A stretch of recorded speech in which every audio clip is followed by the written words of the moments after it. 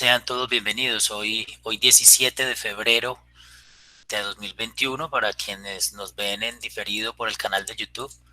Estamos muy contentos. Estamos en nuestra 23 conferencias sobre educación matemática. Ininterrumpidamente hemos logrado reunirnos permanentemente. El comité de carrera de la licenciatura en matemáticas le da la bienvenida a todos ustedes, así como a la Facultad de Educación.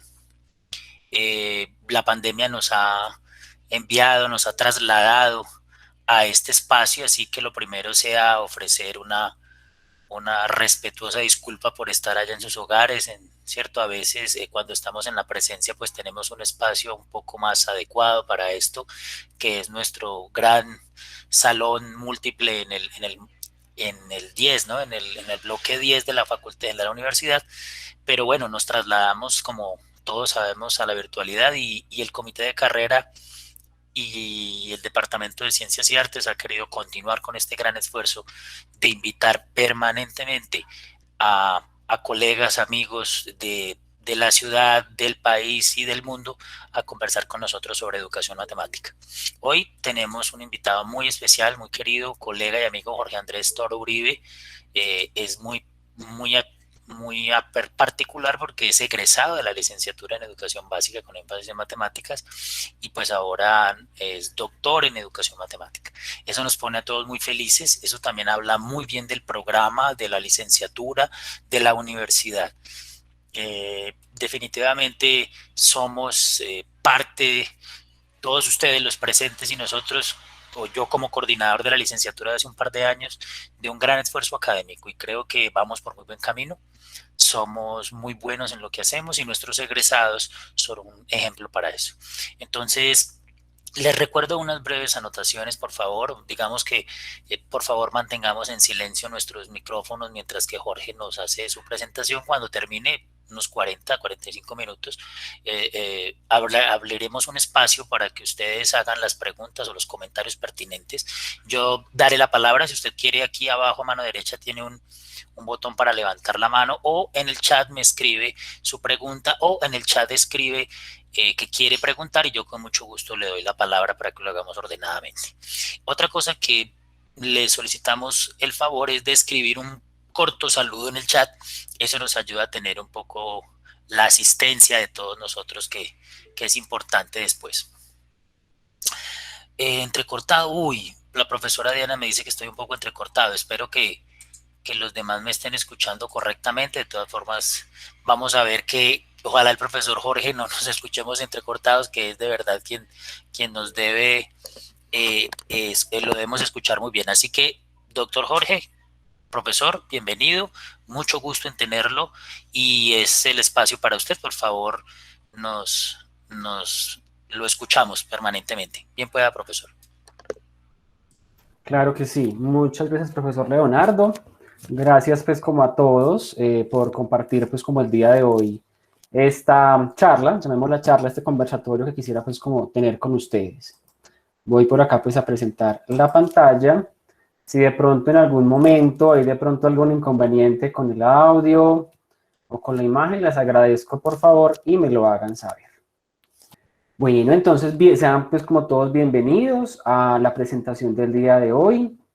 Mucho gusto. Quienes no me conocen, pues soy el profesor Jorge Andrés Toro Uribe.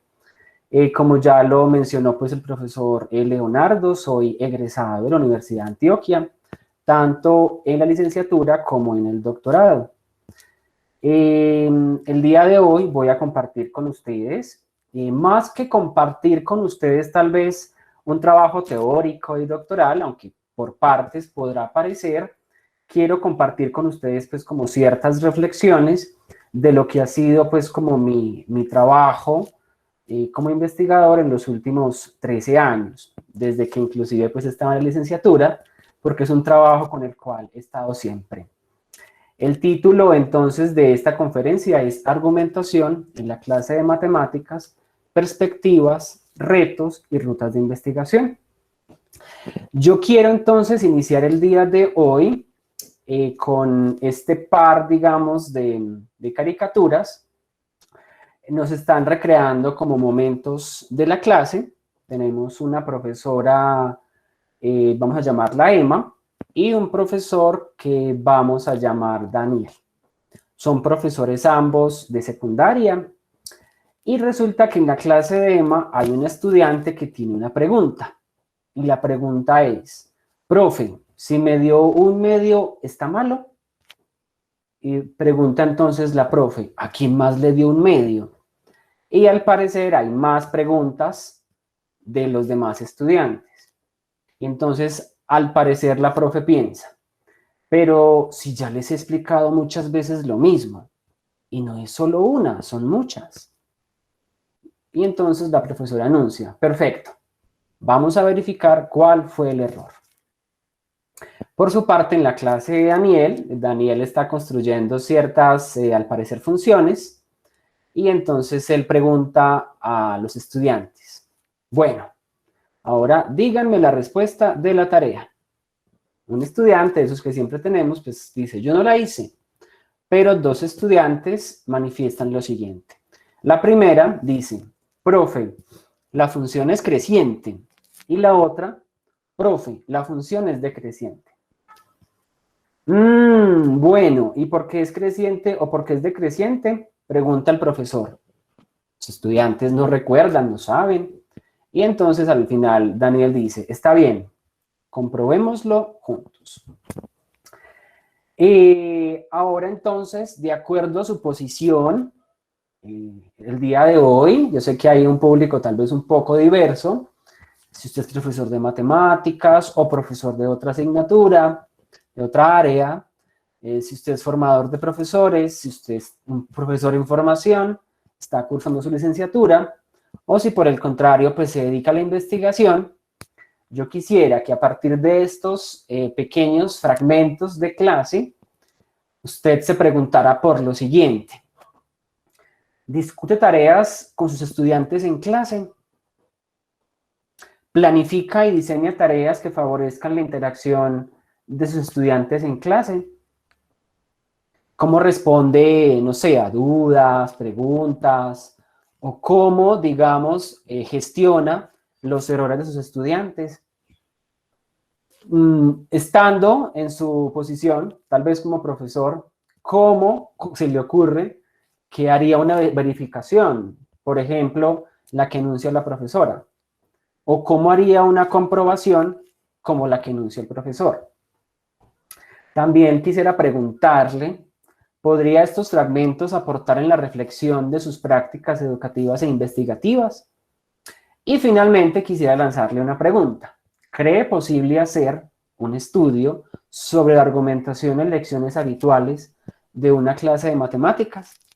Yo le invito un momentico a que tal vez piense a que en estos 35 minutos que aquí voy a estar compartiendo con ustedes, vaya pensando posiblemente en respuestas a estas preguntas. Es posible que aquí demos algunas pistas, les dé algunas pistas de acuerdo pues a lo que les voy a compartir, pero quisiera que estuviéramos pensando en estas preguntas. Muy bien. Pero entonces, vamos a hablar de la argumentación, ¿sí? O sea, así titula esta conferencia, ¿cierto? Argumentación. Pero antes de hablar de argumentación, bueno, ¿y por qué hay que hablar de argumentación en la clase de matemáticas? ¿Vale? Por eso entonces yo acá les comparto el día de hoy algunas, digamos, apartados de algunos currículos, de algunas estándares. Por ejemplo, aquí en esta diapositiva estamos observando dos apartados de los estándares estadounidenses. Digamos que hay como dos, unos que son del NSTM y otros que son del CCSSM. Funcionan pues como a la par y digamos que uno complementa en algunos casos al otro. Por el lado del NSTM, literal, lo que podríamos encontrar de manera textual es lo siguiente. Los estudiantes pueden aprender a razonar a través de la discusión de las argumentaciones de los compañeros.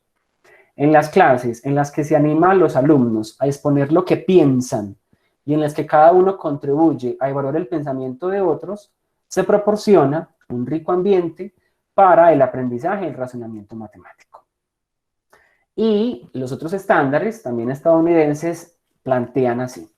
Los estudiantes con competencias en matemáticas comprenden y usan suposiciones, definiciones y resultados establecidos previamente al construir argumentos. Hacen conjeturas y construyen una progresión lógica de aseveraciones para explorar la verdad de sus conjeturas. Justifican sus conclusiones, las comunican a los demás y responden a los argumentos de los demás. Hay de pronto acá palabras, términos que son, digamos, algo, digamos, bien particulares. Bueno, ¿y qué es razonar? ¿Qué es el aprendizaje? ¿Qué significa discutir en la clase de matemáticas? ¿Cómo se hace una discusión en la clase de matemáticas? Bueno, ¿y qué es el pensamiento? ¿Qué es el razonamiento? ¿Qué significa eso de justificar? Porque hay que justificar. ¿Qué es una aseveración? ¿Cuáles son las conjeturas? Hay una cantidad de términos bien particulares que pues uno suele encontrarse cuando se remite la argumentación. También quisiera remitirme, digamos, a otros lineamientos, en este caso el colombiano y el chileno. Entonces, del lado de nuestro ministerio aquí en Colombia, la argumentación, digamos que de cierta forma está relacionado con el proceso del razonamiento. Y nos encontramos con lo siguiente. Razonar en matemáticas tiene que ver con utilizar argumentos propios para exponer ideas, comprendiendo que las matemáticas, más que una memorización de reglas y algoritmos, son lógicas y potencian la capacidad de pensar. Del lado de las bases curriculares chilenas, uno encuentra diferentes, así como aquí en Colombia tenemos diferentes pensamientos, tenemos diferentes procesos, en Chile se habla de una serie de habilidades. Entre esas habilidades, pues está la habilidad de argumentar. Y entonces el Ministerio de Educación chileno plantea lo siguiente. La habilidad de argumentar se aplica al tratar de convencer a otros de la validez de los resultados obtenidos. La argumentación y la discusión colectiva sobre la solución de problemas, escuchar y corregirse mutuamente, la estimulación a utilizar un amplio abanico de formas de comunicación de ideas, metáforas y representaciones, favorece el aprendizaje matemático. Esto es como un pequeño acercamiento a diferentes currículos. La pregunta que yo quisiera añadir sería la siguiente, bueno, ¿y qué tanto tomamos nosotros estos aspectos o qué tanto conocíamos de esos aspectos y los llevamos al aula? Pues no sabemos, cada uno tendrá su respuesta. Quisiera también darle acá de manera un poco rápida una mirada, digamos, bien o mal, estemos de acuerdo o no con ello, es un indicador, digamos, que se tiene a nivel internacional. Quisiera remitirme inicialmente a la prueba PISA y después a las pruebas Saber 11 que se hacen aquí en Colombia en el último año de la escolaridad. Siempre que uno observa cuando llegan resultados prueba PISA, no solamente aquí en Colombia, sino en general Latinoamérica, uno siempre suele ver esos titulares. Nos rajamos en pruebas PISA, o Colombia quedó en el penúltimo lugar, Chile encabeza los últimos lugares, ¿cierto? Es como común encontrarnos siempre con eso. Y por supuesto, si uno, por ejemplo, observa las barras que tenemos del lado derecho, pues estamos muy por debajo, digamos, del promedio general de la OCDE, y lo que uno ve, pues, son todo el tiempo estos resultados, digamos, en rojo y en el otro rojo más claro. Son muy, o sea, nivel 0, ni siquiera un nivel 1, nivel 0 y nivel 1, y solamente algunos casos durante todos los 5 pruebas que se han hecho en Colombia en pruebas PISA, pues siempre tenemos resultados muy por debajo. Si uno observa estos niveles en pruebas PISA, cuando quizás digamos uno quiera verle con el lente de, bueno, ¿y será que en pruebas PISA se observa la argumentación? Claro, ¿cierto? Por ejemplo, a partir del nivel 4, pues se espera que los estudiantes estén en la capacidad de elaborar y comunicar explicaciones y argumentos basados en sus interpretaciones, argumentos y acciones. pero al parecer estos resultados lo que nos están diciendo, aunque es una hipótesis, muy pocos de nuestros estudiantes logran llegar al menos a este nivel 4. Si miramos la prueba Saber, pues del 2020 aún no tenemos resultados bien consolidados, pero si miramos la prueba Saber 11 del 2019 aquí en Colombia, digamos que hay como 4 niveles, se habla de 3 competencias, lo cual es algo extraño si uno lo compara con los estándares, donde se habla de procesos y se habla de pensamientos, y una de esas competencias, pues precisamente la argumentación. Si uno mira las barras donde estamos observando a Colombia y el ente territorial que sería Medellín, el municipio, la ciudad de Medellín, pues uno dice, bueno, si uno lo mira, si lo miramos con ojos de nuestros mandatarios, hombre, pues maravilloso. La mitad de los estudiantes están al menos en el nivel 3. Perfecto, mire todo lo que hemos avanzado. Estamos en el nivel 3. Pero si uno lo mira como académico, como interesado en la educación, uno dice, nos hace falta mucho. Nuestros estudiantes no alcanzan esas competencias, entre ellas la argumentación, y bueno, es posible que la mitad esté en el nivel 3, bueno, y la otra mitad no va a estar por encima, va a estar por debajo de ese nivel 3. Entonces, a manera tal vez de reflexión, aunque podría hacerse todo tipo de lecturas a esto, es posible que en Colombia y en los países de la región nos dediquemos a otros procesos que sin desmeditarnos en ningún momento, por ejemplo, la resolución de algún tipo, no digamos problemas, de algún tipo de situaciones específicas, nos remitimos tal vez a la ejercitación, a los algoritmos, pero poco o nada estamos tal vez dedicándonos en las escuelas a competencias, a procesos o habilidades como lo es la argumentación. Bueno, pero entonces, bueno, es como un panorama, digamos, a nivel de la escuela, pero entonces vámonos un poco a esas perspectivas teóricas, investigativas. Bueno, y entonces, ¿qué es lo que tiene que trabajarse en la argumentación? ¿Qué es eso de la argumentación? Antes de empezar, pues es posible que si usted por primera vez esté en una charla de argumentación, es posible que usted, su idea sea que argumentación versus demostración, ¿cierto? Como argumentación versus lógica, porque es como suele verse en un curso, digamos, universitario. Eso no es que esté mal, ni tampoco, pues, digamos que esté bien, es como comúnmente se ha asociado. Pero debemos entender que no es la única perspectiva. En teoría de la argumentación hay 3 perspectivas. Sería la perspectiva lógica, donde nos centramos en los argumentos como productos, pero también podríamos ver la perspectiva retórica, que está más centrada en los procesos y donde lo que interesa es como el persuadir al otro, el persuadir a un grupo de personas, a un auditorio. Y también encontramos la perspectiva dialéctica, que está centrada más en los procedimientos, en donde lo que interesa es más esa interacción entre las personas, ¿cierto? Y que siempre está dirigida a convencer al otro. Bueno, listo. Miramos de pronto algo sobre argumentación.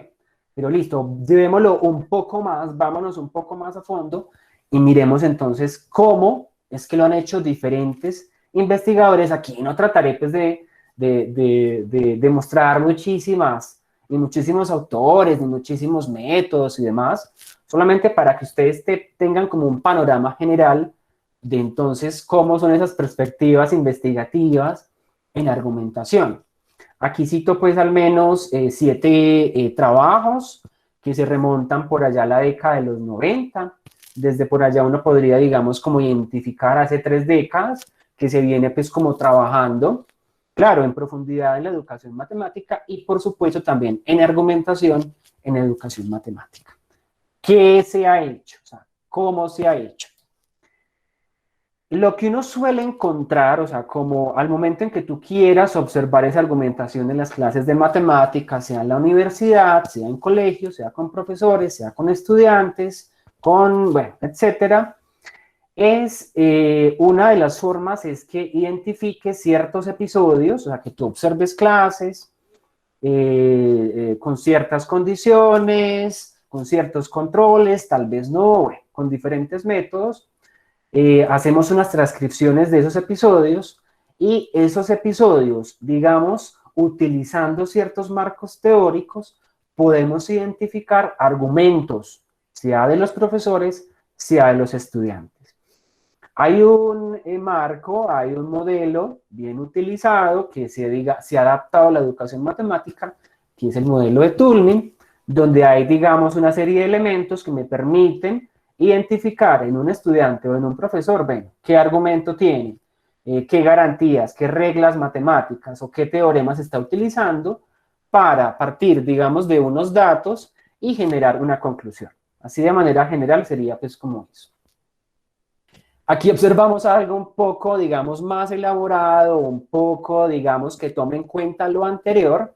También, digamos, recoge el modelo de Turing, pero considera lo siguiente, dice, bueno, está bien, yo puedo mirar una persona, puedo mirar al estudiante o puedo analizar al profesor, pero también podría analizarlos en conjunto.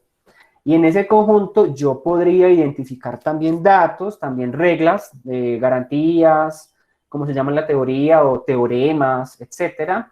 Y como no solamente el profesor está participando, no solamente el estudiante, sino que observen que, por ejemplo, aquí lo que ven en azul sería esa participación del estudiante, en rojo lo de la profesora, y en morado lo que es, digamos, de manera conjunta, es argumentación colectiva, es otro marco, otra forma que también se utiliza en la investigación. Bueno, aunque no es tan usual, aquí en este cuadro de Costco y otros, que son de la Universidad de Michigan, en Estados Unidos, aunque no es tan usual encontrarnos, sobre todo en esta línea, con trabajos cuantitativos, pues también se ha hecho, o sea, de naturaleza cuantitativa. En este caso, lo que hacen los autores es identificar tipos de preguntas a partir de unos cuestionarios, de unas entrevistas que le hacen a unos profesores. Identifican una serie de preguntas y las relacionan con unos marcos teóricos e identifican cuáles, digamos, son más comunes o menos comunes en profesores de matemáticas. Bueno, vámonos a otro aspecto. ¿Qué más se ha hecho? También es muy común encontrarse siempre con episodios. Vemos de nuevo el modelo de Turing, pero lo que dicen esos autores es lo siguiente. Bueno, está bien. Es posible que hay momentos de la clase en el cual el estudiante tuvo que construir un argumento, pero ese argumento es posible que no sea local, o sea, de ese momento, sino que también puede estar unido con otras partes de la clase de acuerdo a ciertas acciones del profesor. Entonces, lo que vemos a la derecha, esto de circulito, triangulito, rayita, pues lo que nos tratan es de identificar como argumentos globales al interior de lecciones de clase. También nos encontramos, hay una serie y también es muy común encontrar en investigación en educación matemática, con que proyectamos videos hipotéticos o presentamos lecciones hipotéticas de clase a futuros profesores, y con esos futuros profesores pues tratamos de que esos futuros profesores nos digan, bueno, ¿qué harías si tuvieras esta situación de clase? ¿O cuál sería tu respuesta? ¿Qué consideras que el estudiante debería responder ahí? Es lo que hacen estos autores, y también identifican los elementos de los argumentos de estos futuros profesores en este caso. Molina y otro, que es un investigador colombiano, que también acá, un paréntesis, somos muy poquitos en la comunidad Latinoamérica. Es una comunidad creciente, pero es una comunidad muy reducida. También lo que estos autores en particular hacen es tomar lecciones, ¿cierto? Episodios de lecciones de clase, la respectiva transcripción, identificar cómo podíamos identificar ahí aspectos del modelo Turing, pero unirlo con otro marco teórico, es decir, tratar de empezar a identificar modelos teóricos utilizados en educación matemática. En este caso es el enfoque ontosemiótico, y cómo logramos, a partir de esos diferentes aspectos de este modelo, cómo podrían aportarle también a analizar, por ejemplo, la argumentación. Y finalmente, por mostrar entonces algunas, pues hay muchas, pero por mostrar algunas, También vuelven algunos episodios, esos episodios, por ejemplo, remite a tareas específicas y estos episodios buscan identificar contingencias, esas situaciones inusuales, situaciones que no pensábamos que ocurrían, que nos iban a ocurrir en la clase y como profesores y estudiantes, pues particularmente el profesor atiende a esas contingencias. También identificamos entonces en estas contingencias que remiten a situaciones argumentativas, cómo identificamos el modelo de Turner. Bueno, es como un panorama así muy general para que nos hagamos idea, bueno, cómo se ve desde el punto investigativo. Pero entonces yo quisiera remitirlos a mi trabajo, entonces voy a remitirlos en caso particular, pasa el último trabajo, que es la tesis doctoral, la cual pues culminé el año anterior. Hay algo con el cual siempre uno pues, debe iniciar, es asumiendo ciertas posturas. Entonces lo que quiero compartirles es, bueno, ¿y cómo entiende Jorge Andrés Toro la argumentación? Esta construcción que observan pues acá en esta diapositiva, pues es el resultado, uno de los resultados precisamente de mi tesis doctoral. Yo concibo entonces esa argumentación en la clase de matemáticas como un acto complejo. Esos actos con acciones, es decir, acciones a partir del lenguaje que el profesor está diciendo, pero hombre, el profesor dice mucho en clase y posiblemente no todo vaya a ser argumentación. El profesor saluda, el profesor da ciertas indicaciones, el profesor resuelve talleres, bueno, etc. Pero entonces son actos muy específicos, complejos, y que están destinados a resolver una diferencia de opinión. Esa diferencia de opinión pues está relacionado con esas preguntas, con qué hacen los estudiantes, o cuando el profesor identifica, por ejemplo, errores, o cuando encuentra respuestas diferentes, cuando esos estudiantes dicen, bueno, profe, no entendí porque habías explicado en otra cosa algo diferente, situaciones como esas, en donde interesa convencer de la aceptabilidad de un punto de vista, ese punto de vista, por supuesto, matemático, a través de la justificación o refutación. Y yo considero que advierte al menos 3 dimensiones, una comunicativa, una interaccional y una epistémica. Y que esta argumentación es situada, es decir, que tiene lugar cuando el profesor y los estudiantes discuten tareas durante el desarrollo de una lección. Es posible que nosotros acá, particularmente en Colombia, el término tarea es algo peyorativo, porque el término tarea se entiende como ese compromiso desagradable, no sé, aburrido, que tengo que hacer en mi casa y que me va a demandar mucho tiempo. No se entienda de ese punto de vista, sino que no tenemos una traducción para el término task, que es en inglés. Nosotros acá lo que tarea sería la vez task, que es en inglés, y también sería homework, para trabajo en casa. Entiendas ese tarea más desde el término de task, que sería algo así como, bueno, aunque no está del todo bien dicho, pero esos ejercicios, esos problemas, situaciones de clase, comillas, actividades, eso que hacemos particularmente pues en las clases de matemáticas y de cualquier asignatura. Bueno, en particular, aunque por supuesto me he dedicado también a analizar argumentos, pero en esta última investigación quise centrarme en el profesor, o sea, ¿qué podemos identificar en ese profesor? Entonces estuve interesado en investigar sobre y con profesores de matemáticas, y en particular por comprender esas prácticas y esa formación de esos profesores. Hay también, digamos, una serie de a prioris o, digamos, de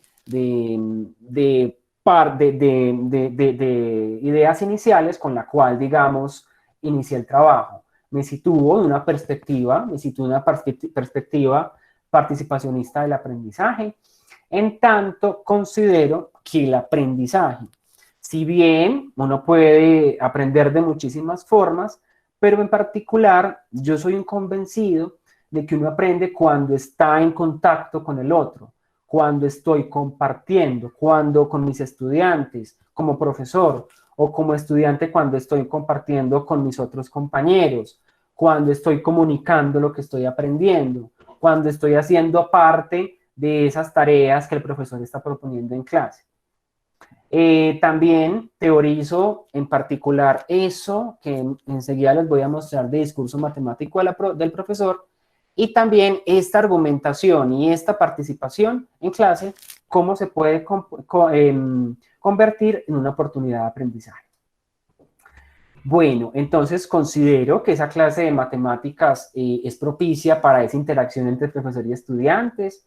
También considero que la argumentación no solamente está vinculada con identificar argumentos, ¿sí? Lo que es muy común encontrarse en la literatura, en las investigaciones, pero que no solamente tiene por qué estar relacionada con ello, sino que la argumentación también puede darse como en un espacio social y discursivo, de manera que pueda ser parte de clases habituales de matemáticas. Muy bien. Ese discurso, cuando hablamos de discurso, digamos en educación matemática, puede verse tanto como un medio para discutir, ¿cierto? Estamos discutiendo, y también el discurso, bueno, puede verse como un objetivo en la enseñanza de diferentes objetos, pero que no se confunda ese discurso con lo que hace el presidente, el discurso de posesión que hace el presidente, o que no se confunda con el discurso que hace cualquier persona, no sé, un personero o un profesor, no. Cuando está dando, digamos, un discurso de bienvenida, cosas así, no. Que se entienda más como ese discutir, el discutir. Y interesa, no solo en particular en esta investigación, me interesó no solamente lo que el profesor está ahí conversando, ¿cierto? Sino también, bueno, ¿qué está diciendo? ¿Cómo lo está diciendo? Los profesores, cuando hablamos en clase, ¿qué intentamos generar en nuestros estudiantes? Eso que decimos, no solamente lo decimos porque, bueno, dije buenos días, sino que también decimos una cantidad de acciones con la intención que nuestros estudiantes hagan ciertas cosas. Muy bien. Entonces teorizamos el discurso matemático en clase, intervenciones en voz alta, donde profesor y estudiantes pues comparten, sea en pequeños grupos o en grandes grupos. Y también teorizo el discurso matemático del profesor porque, perdón, lo que hacemos en clase no es hablar de matemáticas, estamos hablando de las matemáticas, como ciertos procesos de selección, secuenciación, explicación, adaptación y, por supuesto, argumentación. No voy a profundizar en esto, quisiera compartirles como lo que uno hace cuando va a analizar ciertos momentos de la clase, ciertos, digamos, episodios, pues debemos tener alguna serie de códigos que nos permitan operativizar. Entonces tenemos una serie de reacciones y que remiten a, bueno, cómo podemos identificar en cada turno, en cada intervención del profesor, cómo podemos caracterizarlo. También retomo este marco teórico para mirar, bueno, qué condiciones deben darse en la clase de matemáticas para identificar argumentación. ¿En qué consiste entonces mi trabajo? Mi trabajo consistió, identifiqué en varios profesores diferentes episodios, y en esos episodios, pues, listo, traté de identificar episodios en los cuales hay argumentación en la clase. Inicialmente, entonces, bueno, caractericé esas acciones del profesor, y es lo que estamos observando en este momento. Hay unos ciertos colores, hay un momento en el cual yo digo, bueno, esta pregunta es el detonante que permite que el profesor argumente, y por supuesto también podría verse que los estudiantes generen ciertas intervenciones y también ser miradas con el foco, con la lupa de la argumentación, y que hay un momento en el cual el profesor pues hace como un cierre a esas intervenciones. A partir entonces de ello, yo identifico unas características agrupadas en 3, y esas características que son, digamos, de diferente índole. Pero entonces yo también me preguntaba, listo, también podemos caracterizar eso que el profesor está diciendo, pero es que lo que estamos diciendo en clase, y siempre usted, profesor, piense, cuando usted habla, cuando usted está dando en clase, claro, usted está enseñando su curso de cálculo, o está en su curso de práctica, o está en su curso en primaria, pero lo que estamos diciendo tiene una intención. Esas reacciones que tienen los estudiantes nos permiten a nosotros también identificar unas intenciones educativas. Entonces también identifico en esta argumentación una serie de propósitos, por ejemplo, resolver preguntas, aclarar procedimiento, puntualizar propiedades y que se relacionan precisamente cuando hay esos episodios de argumentación. También, después de que analicé todos estos episodios, pues me encontré con diferentes propósitos. Y lo último que hice en mi trabajo doctoral, pues me dije, bueno, entonces, tienes características, tienes intenciones. ¿Qué podemos identificar también en esos episodios cuando estamos analizando la argumentación del profesor? Pues también podemos identificar, pues hombre, ¿qué pasó? O sea, ¿por qué? ¿Qué fue lo que detonó? Listo. La pregunta, pero ¿qué tipo de pregunta? ¿A qué remitía esa pregunta? ¿Qué fue lo que pasó después que le exigió que el profesor, digamos, se remitiera y siguiera, digamos, ahondando en ello? Pues me encontré con estrategias comunicativas, me encontré con el abordaje de la tarea, me encontré que la argumentación sucede por lo general cuando el profesor gestiona esos errores, cuando el profesor a partir, pueden ser tareas normales del tipo de solucione los siguientes o simplifique las siguientes expresiones con factorización. Pueden ser de ese tipo, ¿cierto? Pero el profesor esos errores, ¿cómo está utilizándolos de manera que le permiten a él justificar, ¿cierto? Que le permite también poner, digamos, en contraposición ciertas posiciones de los estudiantes. Bueno, porque aquí esta respuesta está bien, porque aquí esta respuesta no estaría bien. Bueno, eso pues así pues como de manera general. Ya veo que voy rondando pues como los 40 minutos. He mostrado pues como unas ciertas perspectivas, digamos, en la clase, perspectivas y respecto, digamos, al currículo. También mostrado como ciertas formas de hacer la investigación, pero hay unos retos. Yo aquí planteo algunos, ¿cierto? ¿Retos para quién? Pues hombre, para la educación matemática. Retos para usted como profesor de matemáticas en ejercicio o profesor en formación. Retos para los formadores de profesores. Retos para la investigación. Yo aquí planteo algunos. ¿Cómo estará esa apropiación entonces del currículo y los estándares curriculares? Piénselo usted también, ¿cierto? ¿Qué tanto conocemos de ello y cómo podemos utilizar, digamos, eso a favor en nuestras clases? ¿Cómo estamos incorporando o no lo estamos incorporando, digamos, en nuestras prácticas de aula, la argumentación? ¿Cómo estamos diseñando y gestionando tareas o ponemos tareas indistintamente, o si las hacemos, cómo lo hacemos de manera que se favorezca la argumentación? ¿Cómo estamos gestionando esos errores? O si posiblemente eres del profesor que diga, no, es un error, ya, punto, y pasaste al siguiente tema. O no, lo que dijo fulanito está mal, y lo que dice aquí el otro niño está bien. O cómo estás utilizando esas gestiones, esas contingencias, eso inesperado, hacemos de cuenta que nada pasó en clase, ¿cierto? Es una pregunta, o sea, además de retos, diré que también son preguntas. ¿Cómo estamos creando oportunidades de comunicación, ¿cierto? Para que el estudiante hable en clase, para que participe en clase, o si somos del profesor que en la hora y 45 o en las 2 horas hablamos y hablamos y hablamos y explicamos, explicamos, explicamos. ¿Será que eso está mal? ¿Está bien? Creación, ¿cómo estamos creando oportunidades para discutir tareas?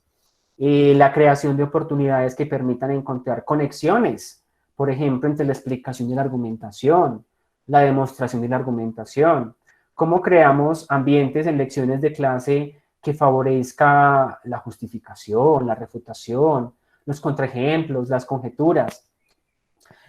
Para usted como formador de profesores, usted estará formando, y también me pregunto yo, como formador de profesor, ¿estaré formando a mis estudiantes como futuro profesor de matemáticas en competencias argumentativas. Y hombre, pues para la investigación habrían muchísimas, aquí solamente te traigo a colación algunas. Podría ser investigaciones que consideren estudios longitudinales.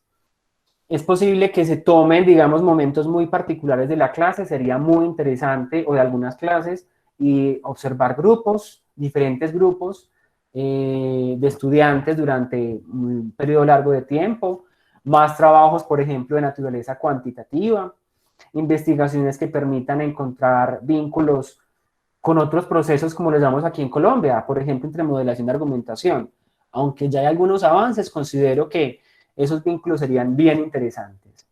Investigaciones que indaguen por el diseño y la gestión de tareas que favorezcan la argumentación, investigaciones que se cuestionen por la orquestación, es digamos un enfoque teórico bien particular y bien actual, de discusiones y donde pueda verse ahí también cómo se puede favorecer la argumentación, investigaciones que analicen la gestión de errores y de contingencias, investigaciones que profundicen en el discurso matemático del profesor en relación a la argumentación, y finalmente, pues, yo hago parte del grupo de estudio en argumentación en educación matemática de la Universidad de Antioquia y otras universidades asociadas de Latinoamérica.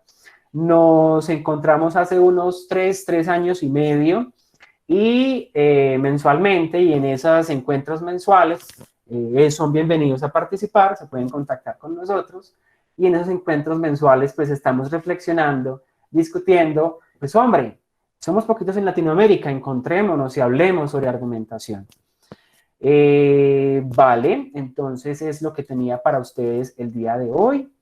Estas son las referencias bibliográficas que utilicé en mi presentación.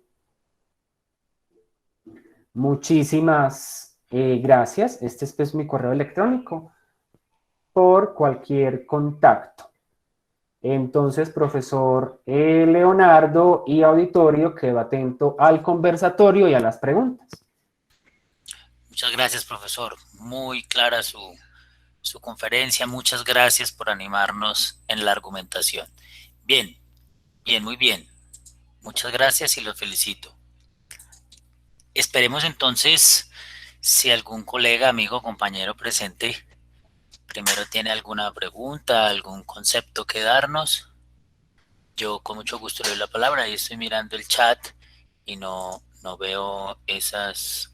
A ver, voy a revisarlo porque como Jorge está un poquito ahí en la presentación, a veces no se ve desde ahí.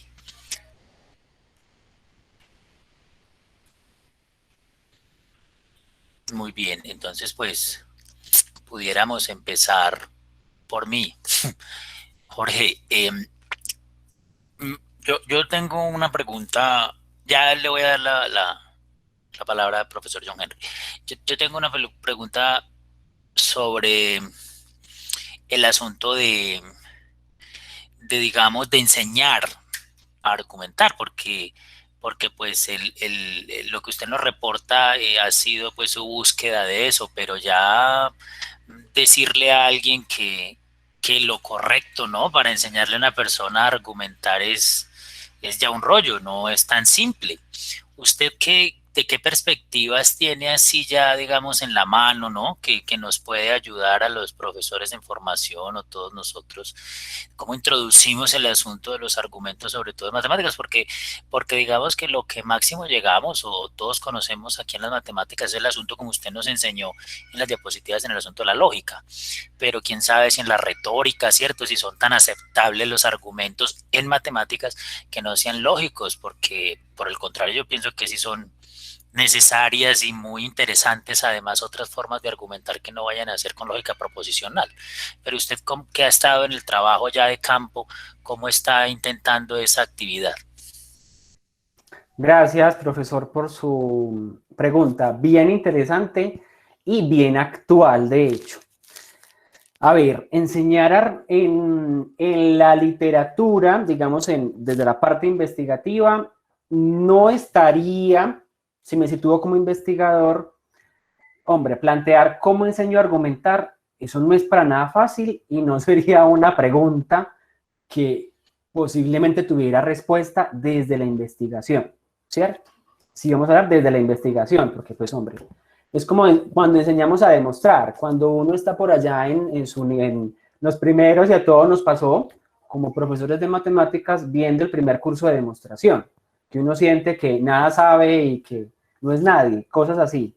Siento que eso no es nada fácil si antes, o sea, si antes de eso uno no está habituado a justificar, o sea, que usted al menos me justifique, a que me cuentes por qué. Bueno, ¿por qué aquí? O cuando uno como profesor, es que yo siento que enseñar a argumentar, no sé, yo no es que esté muy a favor de ello. Lo que yo hago es tal vez plantear mis clases de manera que en esas clases hayan episodios, ¿cierto? Hayan prácticas argumentativas, donde el estudiante tenga esa oportunidad de observar, digamos, dos respuestas, ¿cierto? Y porque una, digamos, sí me permite dar respuesta, no sé, a ese ejercicio, y porque otra no, o esa que no me sirve, en qué caso sí serviría, cuestiones como esas. En el colegio, por ejemplo, se pueden plantear mucho las conjeturas, aunque uno ve esas conjeturas muy elevadas, pero, por ejemplo, con software de geometría dinámica. Bueno, entonces estamos mirando el punto, estamos mirando la recta. Bueno, ¿qué pasa? Que hay puntos que parece que estén en la recta y puntos que parece que no estén en la recta. Es que es un punto, ¿qué es una recta? Construyamos un cuadrilátero o construyamos un cuadrado. Bueno, ¿y por qué esa figura es un cuadrado? Cosas de esas, digamos, que van desde muy adelante, y es posible que uno ahí dice, pues estamos enseñando a argumentar, posiblemente no, pero estamos, digamos, formando a esos estudiantes que con ciertas competencias en argumentación, en justificación, que posiblemente después, si están en un programa de matemáticas como el de nosotros, pues puedan adentrarse. Es posiblemente que sí, es posiblemente que no, es una hipótesis, en esas demostraciones. Insisto, en la universidad, en un programa de matemáticas, es posible que la argumentación uno la piense únicamente para el programa de lógica, ¿sí? Pero si uno la va a ver más a fondo, usted no tiene que ser profesor de lógica para hacer ciertas acciones en la clase que te permitan favorecer la argumentación. Los contraejemplos, ¿cierto? Las mismas preguntas que haces, cómo haces las preguntas, cómo estás gestionando los errores, cómo utilizas un error, por ejemplo, cuando en algunas clases tú les pides, bueno, para la hora que estamos en la virtualidad, y que todos estamos en la virtualidad, bueno, entonces para la próxima clase en el Classroom, por favor, quiero que me respondan esta pregunta o quiero que me respondan esta tarea.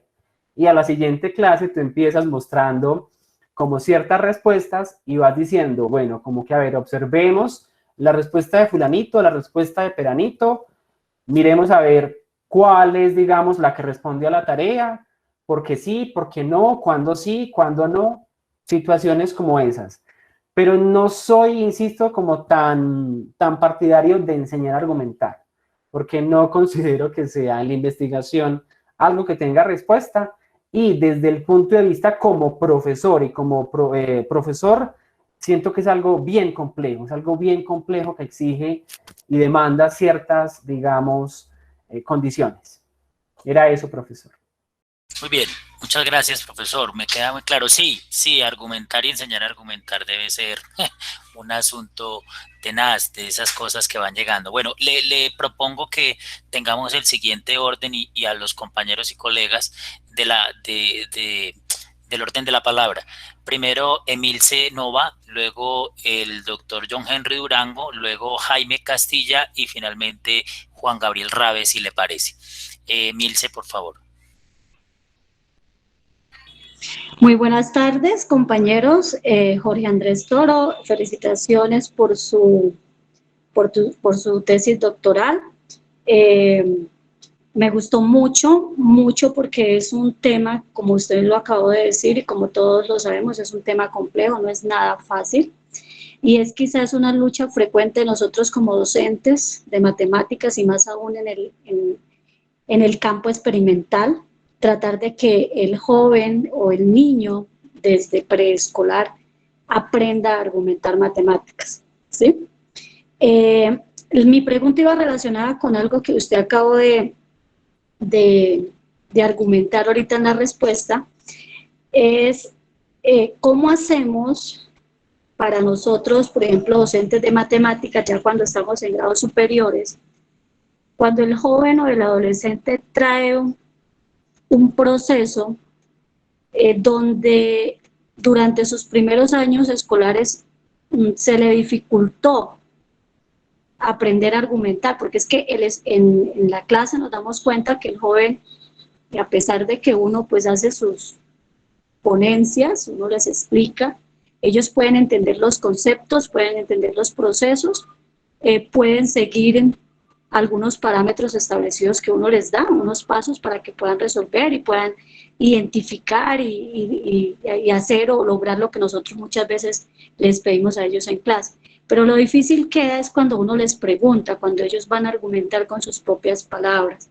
Ese es como lo más difícil para ellos. Entonces uno como maestro de matemáticas, ¿qué debe hacer para que estos juicios de valor, porque como tú decías ahorita, sin importar, o sea, es difícil decir está bien lo que él quiera, nos quiere decir o lo que él nos quiere explicar o argumentar, si está bien o está mal, porque para lo que a su lógica puede estar bien para él, pues para uno como maestro en el momento de la explicación y todo este cuento de la temática, para uno de pronto en el momento puede estar mal.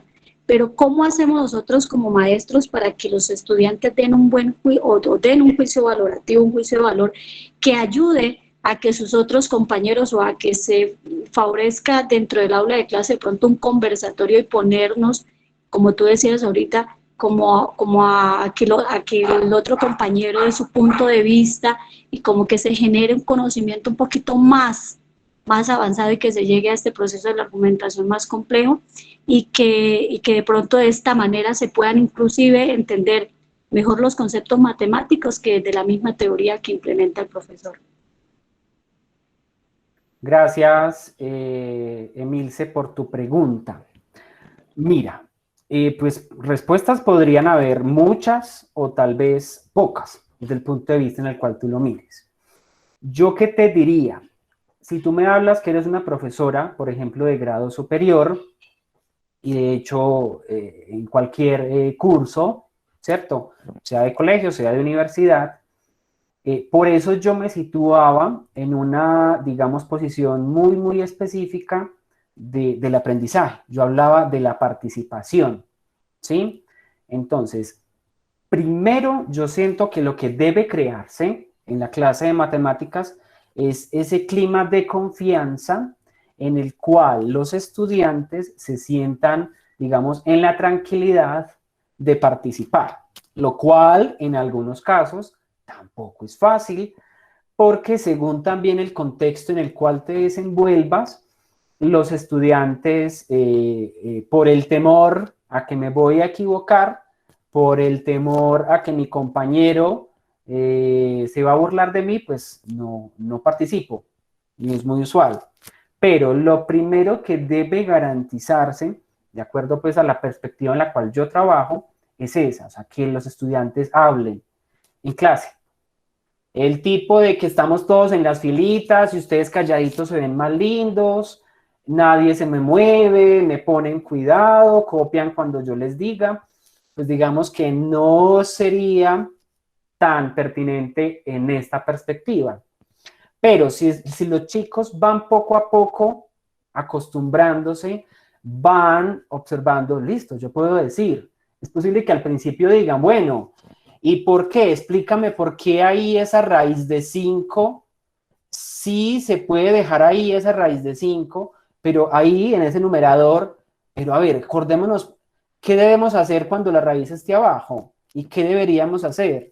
Cosas, pues, solamente por poner algún ejemplo, cuándo se hace, cómo no se hace, y que los estudiantes se sientan, al principio van a decir, ah, porque usted dijo, profe, usted dijo, es argumento de autoridad, usted dijo, y si usted dijo es porque está bien. O profe, porque ve, aquí mi libro dice que así es, y así, si el libro dice que así es, pues está bien. Pero cuando los estudiantes poco a poco empiezan ¿cierto?, a presentar otro tipo de justificaciones, es posible que nos lleguen a argumentar, ¿cierto? Y a decir, es que mire que eso es por tal regla, por tal teorema. Es posible que no remitan a ello, pero si el estudiante, al menos, ¿cierto?, al menos tiene como ese acercamiento a ese lenguaje matemático, el estudiante está trabajando con ciertos objetos matemáticos, el estudiante se está dando cuenta que las matemáticas, pues hombre, no es que estén allá solitas, sino que bueno, tengo mucho también que decir de las matemáticas. Puedo, digamos, utilizar, por eso también se sitúa la argumentación en nuestros estándares, en nuestro currículo, en el razonamiento, porque es que nos permite eso. Las matemáticas no únicamente nos utilizan para encontrar límites o para encontrar, no sé, integrales, una matriz, pero bueno, ¿qué nos está permitiendo esas matemáticas y cómo también están movilizando pensamiento y están generando razonamiento? Entonces yo te diría, así como para redondear, un clima de mucha participación en clase, una participación muy respetuosa, donde el profesor no tenga el susto de que es que hay una pregunta que no sé resolver, que es también lo que nos angustia a los profes. Hay preguntas que no sé resolver, esas contingencias, situaciones que uno se queda como, bueno, ¿aquí qué hago? O sea, que tú pierdes un poquitico el susto de encontrar situaciones como esas, que también tengas la oportunidad, lo que les comentaba ahorita de los errores, bueno, diría pues que serían pues como algunas estrategias, no sé, por comentarte pues como algunas. Igual gracias, Emilce, por tu pregunta. Muy bien, Muchas gracias a usted, muy amable. Gracias, muy gentil, Emilce. John Henry, el profesor doctor John Henry Durango, bien pueda. Gracias, profesor Leonardo. Jorge, felicitaciones por compartir sus conocimientos con toda la comunidad académica. Y también quiero saludar de manera especial a todos los que asisten a esta conferencia y que también asisten al grupo de estudios sobre argumentación en educación matemática. Yo tenía como dos tipos de inquietudes, una como investigador y otra como profesor. Jorge Andrés, ¿podríamos mostrar un momento la diapositiva número 9? ¿Es posible? Bien, van como mis primeras inquietudes con respecto al punto de vista investigativo. Y es que tú en esta diapositiva dices que para estudiar la argumentación, pues como que hay tres perspectivas en la teoría de la argumentación. Estaría la lógica, la retórica y la dialéctica. Tú dices que la lógica se centra en el estudio de los productos y de los argumentos, la retórica en los procesos y la dialéctica en los procedimientos. Bien, la diapositiva número 18. Y en esta diapositiva entonces ya uno encuentra como la definición que tú propones y que orienta todos tus estudios sobre argumentación en educación matemática. Yo tengo ahí como unas inquietudes relacionando estas dos diapositivas, y es, ¿qué entiende Jorge Andrés a partir de esta definición o cómo asume Jorge Andrés a partir de eso que propone en esta diapositiva 18 por la argumentación vista desde una perspectiva lógica, vista desde una perspectiva retórica y vista desde una perspectiva dialéctica? Y también a mí se me genera otra inquietud, y que tú lo mencionabas muchas veces en tu presentación, y es el razonamiento del argumento. O sea, ¿cómo entiende Jorge Andrés el asunto, qué es un argumento y qué es un razonamiento? Ahí dejaría como mis inquietudes como investigador y pasaría como a preguntarte algo por alguna inquietud como profesor de colegio. Y es, ¿qué ha encontrado Jorge Andrés durante las clases que él tiene como profesor en la institución educativa donde trabaja, que puede aportar a esos procesos de argumentación y de aprendizaje de las matemáticas en los niños? Yo dejaría mis comentarios ahí. Gracias, John Henry, por tu pregunta. Aquí nos quedaríamos muchísimo rato, pues tal vez como discutiendo. Trataré de darte una respuesta, pues por una respuesta acá bien precisa y luego discutimos, ¿vale? Entonces, en la pregunta que me hacías de las tres perspectivas, tú sabes, Henry, que de hecho hay algunos teóricos que tratan de combinarlas y cómo podemos identificar un modelo integral, por ejemplo, a partir de ellas tres. Es posible que si tú te paras en la perspectiva lógica, pues no, eso no está mal, eso no está bien. Es como comúnmente solemos y se suele hacerse, situarnos en ver al argumento. O sea, me sitúo, es como cuando si tú tomas una foto, le tomamos una foto a una casa, ¿cierto? Pero entonces le tomas la foto a una casa, pero la casa no va a estar ahí solita en 2D. La casa está en 3D, la casa, no sé, tiene al lado otra casa o tiene arriba una montaña, al fondo se ve una montaña, aquí adelante se ve un árbol, bueno, en fin, lo que tú le quieres poner a la foto.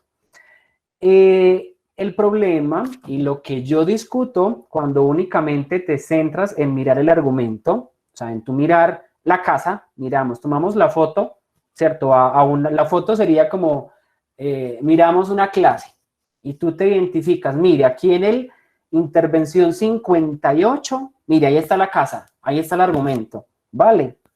Entonces, lo cual no es mal, pues hombre, identificamos argumentos y eso es lo que estamos buscando como investigadores o como profesores, identificamos argumentos. Pero entonces, ¿dónde queda lo demás? ¿Dónde queda el 3D? ¿Dónde queda el árbol, el río, bueno, y demás? ¿Dónde queda el resto de la clase? Entonces, yo te mostraba, por ejemplo, ahorita, Henry, que algunos teóricos pues también se han enfocado en eso, no solamente en mirar una parte, sino también cómo podemos mirar no solamente el argumento, sino mirar una argumentación colectiva. Ahora bien, aquí sí vamos a hablar desde la parte, digamos, un poquitico investigativa, llamémoslo una incidencia bien particular de la investigación, es bien difícil. O sea, tú identificar argumentos bien precisos no es fácil. Tienes que tener con los estudiantes, si tú quieres mirar, ojo, argumentos, ¿cierto? Que el estudiante te diga, mire, en la recta paralela tal, eso es congruente con no sé qué, el triángulo, o sea, que él te diga por tal teorema, o sea, que él te diga eso tal cual, no es tan fácil. Debe haber primero digamos, un acercamiento a las matemáticas.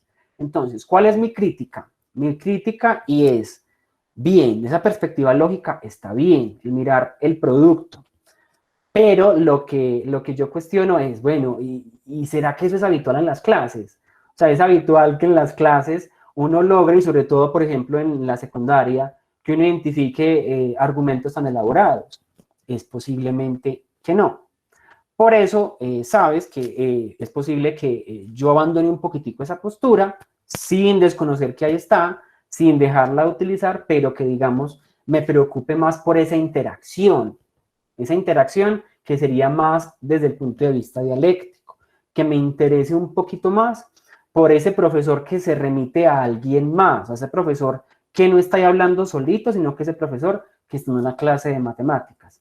Y por eso retomo algunos aspectos de la perspectiva retórica. Hombre, que entonces Jorge ya aquí está tomando y que se nos está diciendo que él entonces está cual Perelman, que es el teórico pues de retórica, pues no, estoy tomando algunos aspectos, ¿cierto? Como investigador, como teórico, que me permitan construir, digamos, también ciertas relaciones en la clase de matemáticas. Bueno, eso es lo primero y después discutimos más. Y respecto a lo segundo, pues hombre, Henry, yo qué te digo, es que el razonamiento es un proceso cognitivo, ¿cierto? Es un proceso cognitivo elevado, alto, ¿cierto? Que uno como profesor pues trata de generar en los estudiantes a partir de diferentes tareas, de ciertas acciones, mientras que es posible que el argumento sea algo más particular, más contextual, más situado, si tú me vas a hablar del argumento, o sea, una producción del estudiante.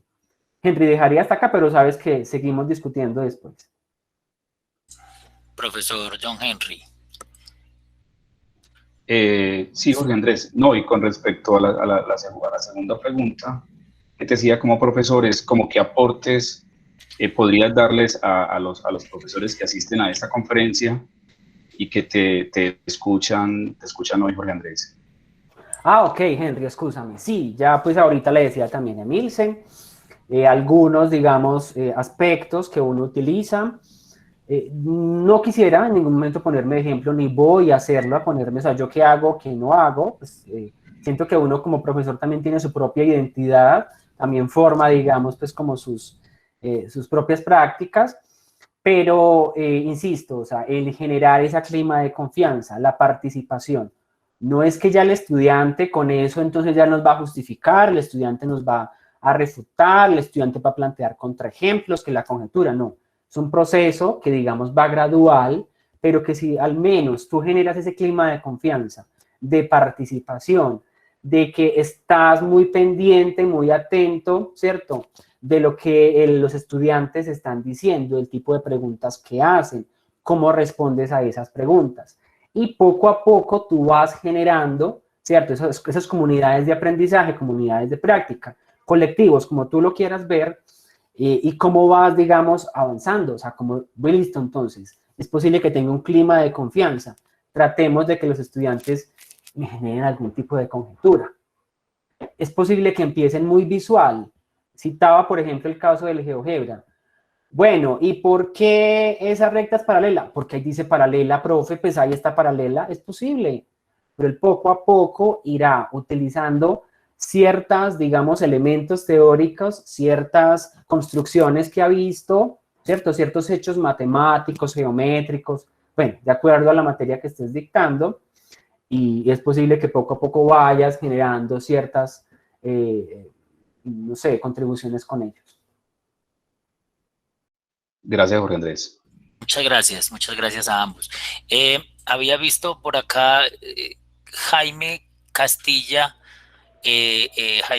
pero recuerdo que había alguien antes, pero como me bajó la manito. Juan Gabriel Rabe, Juan, Agudelo.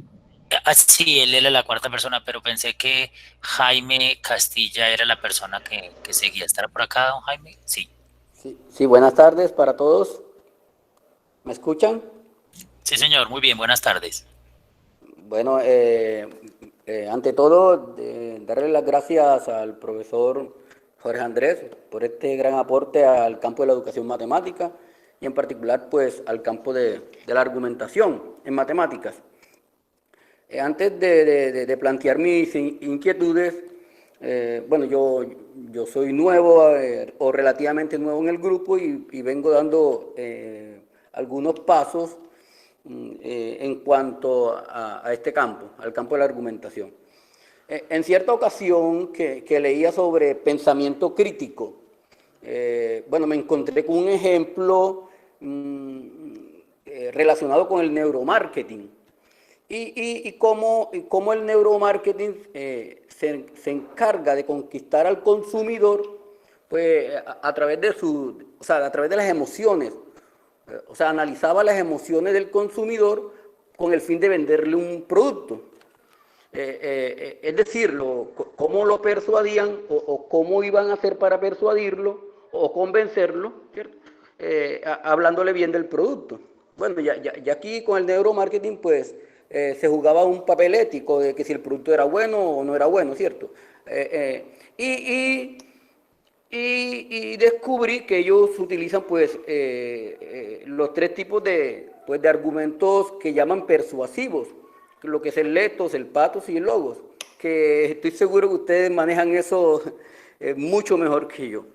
Entonces, con base en eso, a mí desde hace algún tiempo vengo con ciertas inquietudes y una de ellas es qué características deben tener las tareas de matemáticas para que éstas conquisten a los estudiantes. Pregunto también, ¿serán pertinentes o más bien serán necesarios pero suficientes los problemas rutinarios? ¿Y qué papel juegan las emociones de los estudiantes en este sentido? Por el ejemplo que le había comentado sobre el neuromarketing, ¿cierto? ¿Cómo se conquista a través de las emociones? ¿Será que un problema rutinario toca las emociones de los estudiantes? ¿O qué tipo de tareas matemáticas tocan las emociones de los estudiantes? ¿Cierto? Y aquí surge otra inquietud de mi parte, y tiene que ver con el nivel de discurso empleado en el aula con base a los problemas rutinarios presentados a los estudiantes. Y yo aquí percibo que el discurso se queda como en lo estructural. Y cuando hablo de lo estructural, pues me enfoco en el sujeto. O sea, aquí se observa y se analiza el discurso de la persona, del sujeto como tal. Entonces yo me pregunto, ¿se podrá trascender a un nivel de discurso, digamos, más hermenéutico? Digamos, donde se comprenda el todo. Por ejemplo, la comunicación no solamente verbal, sino la no verbal. Por ejemplo, el escenario, el contexto. Bueno, el público, ¿cierto? Todo este tipo de elementos que encierra el discurso hermenéutico. Entonces, y lo relaciono nuevamente con el tipo de tareas matemáticas. Y vuelvo a lo mismo, las tareas matemáticas rutinarias permiten trascender a un nivel de discurso hermenéutico o quedamos en lo estructural nada más. Esas son mis inquietudes de lo que he venido leyendo y nuevamente agradecerle por su aporte. Muchas gracias. Muchas gracias a usted por su pregunta. Bien interesante.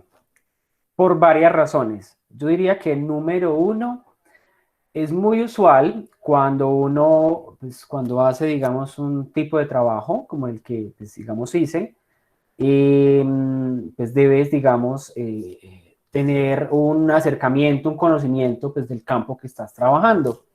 Cuando tú te sales de la educación matemática y te vas a otros campos, a algo que para ti es desconocido, uno encuentra, por ejemplo, lo que hacen mucho en derecho, hacen mucho en comunicación, en medios, por ejemplo, en campañas presidenciales, en análisis de discursos de presidentes o de primeros ministros. Es como eso que yo estoy diciendo, o sea, lo que está diciendo el futuro presidente, el futuro canciller, el futuro primer ministro, cómo está impactando las emociones. Y generan, ¿cierto?, ese discurso también, ese speech tan bien elaborado que genere emociones en las personas. Para nosotros en matemáticas, pues hombre, es muy complejo. Pues imagínate, tú tratar de que tus estudiantes de 15 años, ejemplo, de 9º grado, se enganchen contigo en una clase de racionalización, una clase de logaritmos. Es un tipo de emociones tal vez muy diferentes y para uno como profe es bien difícil, o sea, no es como tan fácil como que voy a poner el discurso con palabras, con adornitos, de manera que estos chicos generen emociones, es bien difícil. Lo que hacen entonces por allá es analizar todo el discurso y empezar a identificar precisamente desde la parte dialéctica, bueno, ¿qué cumple? ¿Qué no cumple? Eso que estoy diciendo sí está convenciendo al otro. ¿Cómo lo estoy convenciendo? ¿O cómo trato de persuadir al otro así mi argumento, ¿cierto?, no sea el correcto? Esto que utilizan mucho los políticos de tratar de desviar, de devolverte la pregunta, y cómo soy capaz de traer todo a mi favor y en tu contra. Como profesores, pues, eso nos queda bien, bien difícil. Y hombre, pues además de ser profesor, de tener grupo de estudiantes, de dar las clases, pues generar, digamos, ese tipo de emociones, como lo nombras tú, bien complejo, pero hombre, si uno puede tal vez investigarlo, sería bien interesante. También hablas de algo que también está muy actual, listo, nos hablan de tareas, tipos de tareas. Lo que se ha reportado, lo que reporta la investigación es que es posible, quizás para tú identificar, para favorecer la argumentación, para analizar la argumentación, que las tareas sean abiertas, es decir, que no sean rutinarias, que involucren posiblemente procedimientos, pero que no sean rutinarias, que sean preguntas que inviten, no sé, a la reflexión, que inviten a que el estudiante se cuestione, lo cual no es nada fácil. De hecho, pues yo lo ponía en un reto, aún queda muchísima investigación por, bueno, qué tipo de tareas son las que hay que plantear. Lo que traté tal vez en el trabajo que les comento el día de hoy es, bueno, miremos a ver si se necesitan clases tan específicas, tan preparadas, de manera que uno pueda al menos acercarse a ciertos aspectos de la argumentación. Y es posible pues que no necesariamente. Yo logré identificar algunos aspectos en lecciones de clase de profesores que posiblemente atiendan a justificaciones. Bueno, eso pues como por responderle eso. Sí, también respecto a lo último que usted me hablaba, como de diferentes partes del discurso, no solamente lo oral, sino también atendiendo al contexto. También, por ejemplo, están los gestos. O sea, cómo cuando yo digo algo soy capaz de leer los gestos de las personas, lo cual es bien difícil, pero que también siento que sería un tema bien interesante para generar investigación. Analizar el discurso es bien complejo, es muy difícil, porque, hombre, o sea, cada profesor pues, puede tener también sus propias, digamos, prácticas, puede tener sus propias rutinas, la forma en la cual se comunican, la forma en la cual se enfrenta a sus estudiantes. Entonces siento que hay ahí un campo bien grande por investigar, y por eso entonces insisto, es una pregunta muy pertinente y también muy actual la que usted me plantea. Muchas gracias.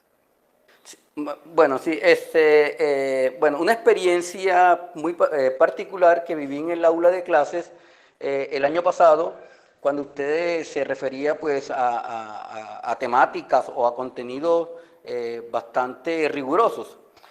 Y pues me tocaba como abordar, o me tocó abordar lo que tiene que ver con las ecuaciones exponenciales, que para muchos es algo espinoso. Entonces yo me preguntaba todo esto y me puse como a investigar y me di cuenta que existía una relación entre las ecuaciones exponenciales y, por ejemplo, el cáncer de tiroides. Entonces, bueno, yo llevé la propuesta a los estudiantes, le hice como una introducción sobre la relación que existe, y no necesariamente se abordó por el concepto, por la definición de ecuaciones exponenciales, sino con un contexto en particular, con lo que pasó en Ucrania, el caso de Chernóbil. Creo que todos hemos escuchado en eso, esa situación con los reactores nucleares. Entonces empezamos a transversalizar cosas y a los estudiantes pues como sentí que las emociones jugaron, o sea, o toqué sus emociones con eso fue lo que percibí, y eso resultó para un buen desarrollo de la clase.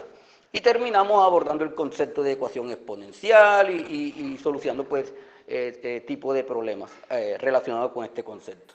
Entonces, por eso es que vengo como planteando este tipo de inquietudes. Muchas gracias.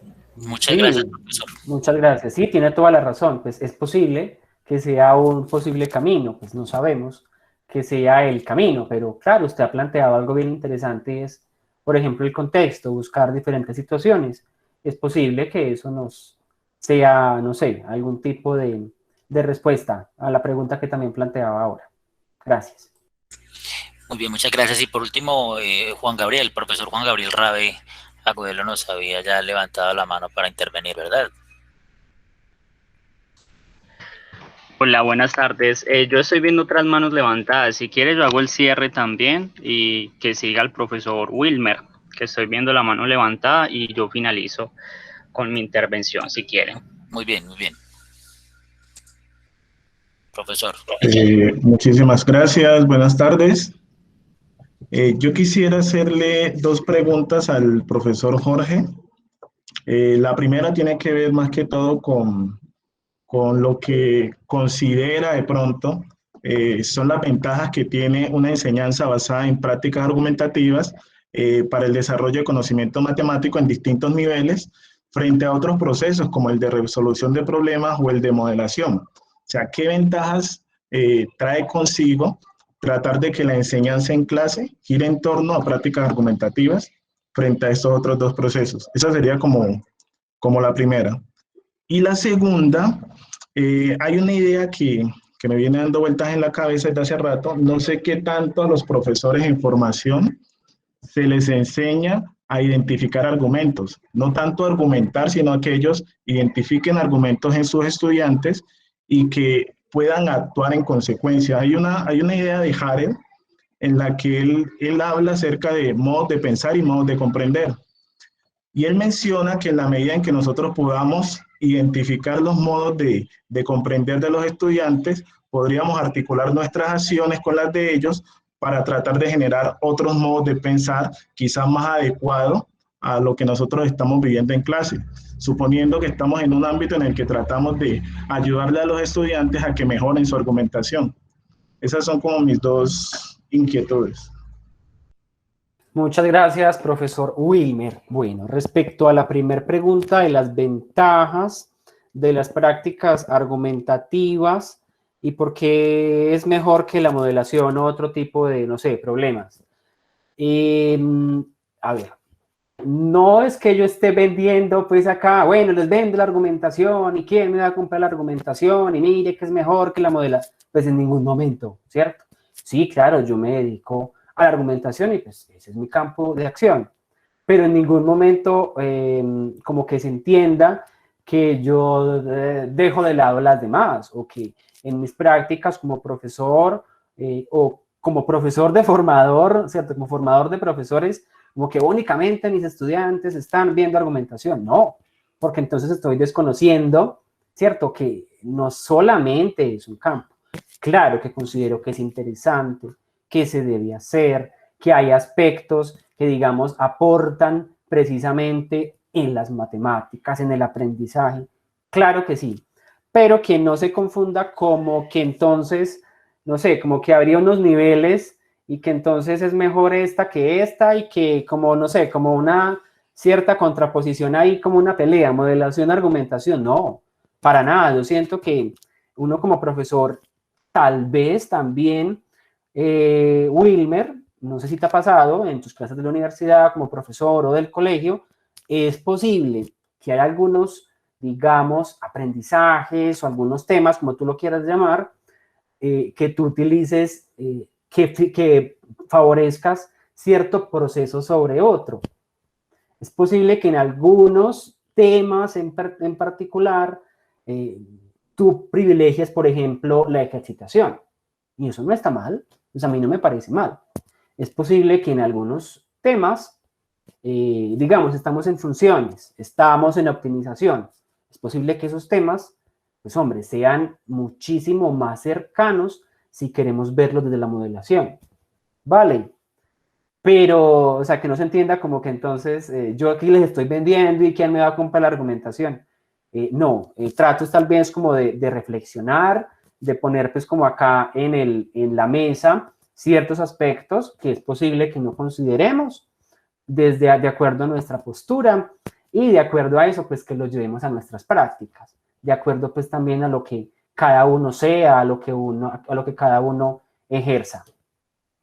Y respecto a lo segundo sobre, digamos, cómo y si deberíamos enseñar a los futuros profesores a analizar argumentos, pues, Wilmer, en la investigación se ha hecho. Tal vez ahorita di por allá alguna pista.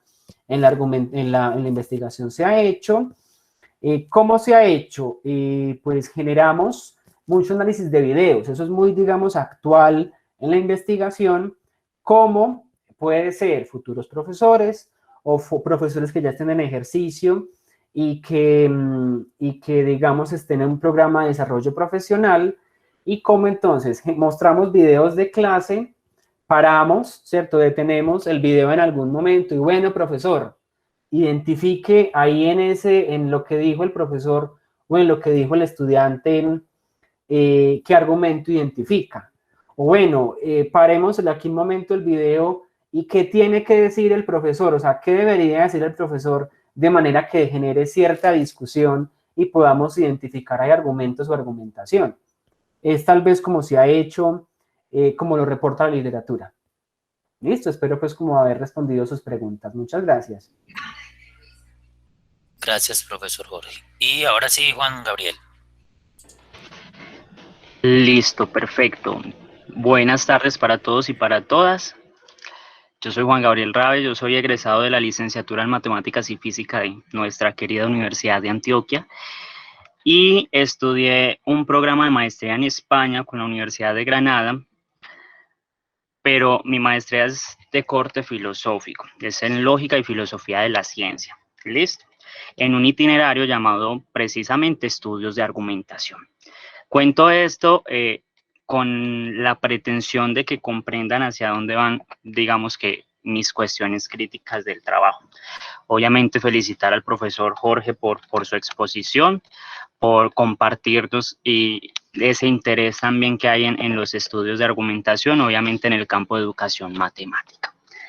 Lo primero, y es una crítica no al trabajo de Jorge, sino al trabajo de todos los que hemos hablado de argumentación, incluso en ese momento le estoy tirando piedras a mi trabajo de refutación que hice en la licenciatura, y es porque la investigación en argumentación en educación matemática creo que le falta algo, y ese algo es una fundamentación más de corte filosófico para comprender exactamente qué es argumentar.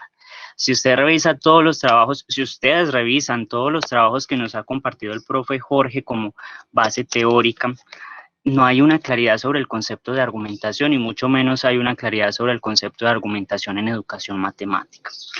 Esta crítica viene asociada porque todos creemos que responder una pregunta por el por qué es argumentar.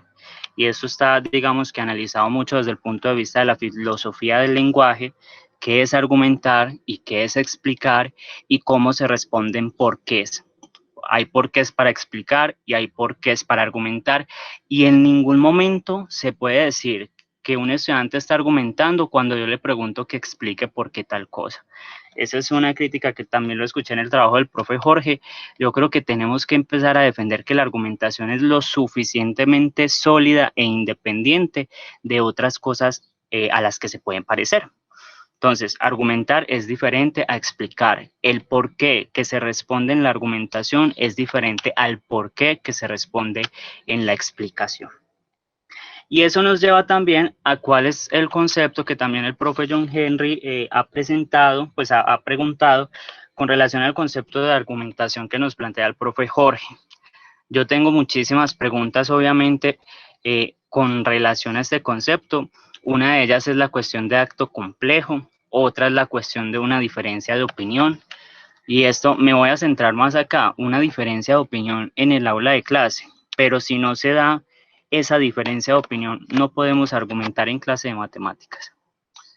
Sigo, en donde le interesa convencer, y si no se logra convencer a un estudiante, dejó de ser argumentación. Las razones no fueron lo suficientemente sólidas, pero muy seguramente sí son razones. Y son razones que otra persona sí puede tener y puede aceptar sin necesidad de pensar en que convencer es el fin último de la argumentación en clase de matemáticas. Otra cosa, interesa convencer de la aceptabilidad de un punto de vista. De la aceptabilidad, bueno, a través de la justificación o la refutación. En filosofía y en teoría de la argumentación hay muchos que están defendiendo que argumentar es precisamente justificar. Y justificar es intentar mostrar que algo es correcto. Entonces sí está muy asociado a esta cuestión de mostrar la aceptabilidad, pero no necesariamente con el interés de que alguien quede convencido y mucho menos con el interés de que alguien quede persuadido de lo que está diciendo. Obviamente la dimensión comunicativa, interaccional y epistémica, súper interesantes campos de trabajo, pero en la interaccional me queda mucha duda y más cuando estamos hablando de un trabajo que se ha ejecutado solamente con la argumentación del profesor. Yo creo que estos estudios de la argumentación del profesor o del estudiante o del investigador en la clase de un profesor X son muy peligrosos en el sentido de que la argumentación es precisamente una cuestión interaccional o interactiva. Y en este sentido, la forma de reaccionar que tiene un profesor puede variar atendiendo a cómo varían las formas de argumentar o de expresarse y comunicarse de los estudiantes y de los demás entes que participen en la clase. esto por acá. Otra cosa es sí, precisamente lo que está diciendo el profe Jorge, que él no nos intenta vender la argumentación, pero reconozcamos, la argumentación se ha convertido en el best seller de las prácticas en el aula de clase de matemáticas. Ya es una moda prácticamente investigar en argumentación en educación matemática, y como les digo, muy seguramente muy por fuera de esos estudios que le han dado demasiado camino, los estudios filosóficos precisamente, que le han dado muchísimo camino al estudio de la argumentación. Esa pelea constante de argumentación y demostración también tiene ciertas resoluciones desde el punto de vista filosófico, porque parece que están cumpliendo la misma función de dar razones para mostrar que algo es correcto. Entonces, por ahí, otro campo de investigación interesante. La enseñanza de la argumentación, como ya han mencionado antes, es muy probablemente algo muy complejo, pero muy seguramente alguien que haya intentado hacerlo nunca les ha definido a un estudiante qué es argumentar, ni ha empezado por las bases de qué sería un buen argumento, de cómo se fabrica un buen argumento. Yo soy profesor en un colegio en Medellín y lo estoy intentando hacer con un grupo de noveno. El primer tema que yo tenía que dar era números reales, y realmente estoy dando cómo hacer inferencias y cómo hacer buenas inferencias, que es el punto inicial del estudio de la argumentación.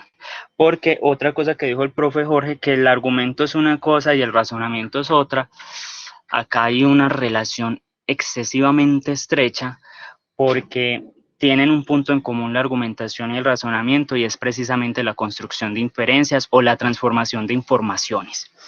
No nos quedemos en la inferencia desde el punto de vista excesivamente lógico o lógico proposicional, más bien, sino que esto va muchísimo más allá hacia la transformación de informaciones y la construcción de nuevas informaciones que estén justificadas o que estén derivadas de un conocimiento previo. Eso es razonar, eso es precisamente lo que se hace al argumentar también. Y lo que yo sí les vengo a vender es la interacción social y la construcción social del conocimiento. Y acá yo creo que entra por la puerta grande el trabajo del profesor Jorge. El profesor Jorge nos ha mostrado cómo a partir de la interacción social y del discurso, más allá de la argumentación, porque ya vieron las críticas que tengo al respecto, más allá de eso, entró por la puerta grande al decir que la interacción social y esa que tiene que ver con lo comunicativo y lo discursivo tiene un papel fundamental, y eso sí lo sigo defendiendo desde el pregrado, para la construcción social de conocimiento. Esas eran mis intervenciones. Muchísimas gracias. Bueno, seré breve por el tiempo. Gracias, Juan Gabriel. Entonces, Juan, agradezco por supuesto tus críticas, digamos, muy pertinentes. Pues acá, digamos, en este espacio yo no quise profundizar de acuerdo al contexto en el cual estaba, pues yo no estoy en mi sustentación de tesis doctoral, ¿cierto? Entonces no quise profundizar, digamos, en términos, digamos, mostrarles pues como un abrebocas, más que todo.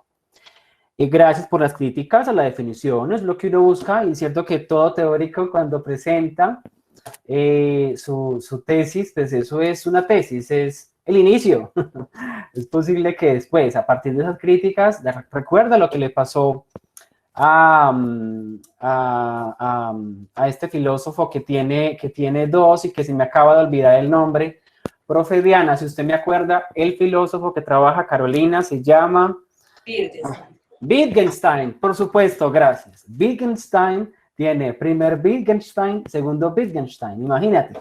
Entonces, por supuesto, es posible que, claro, lo que presente acá, sí, a medida de que se genera la investigación, hayan reacciones cuando uno presenta artículos, por supuesto.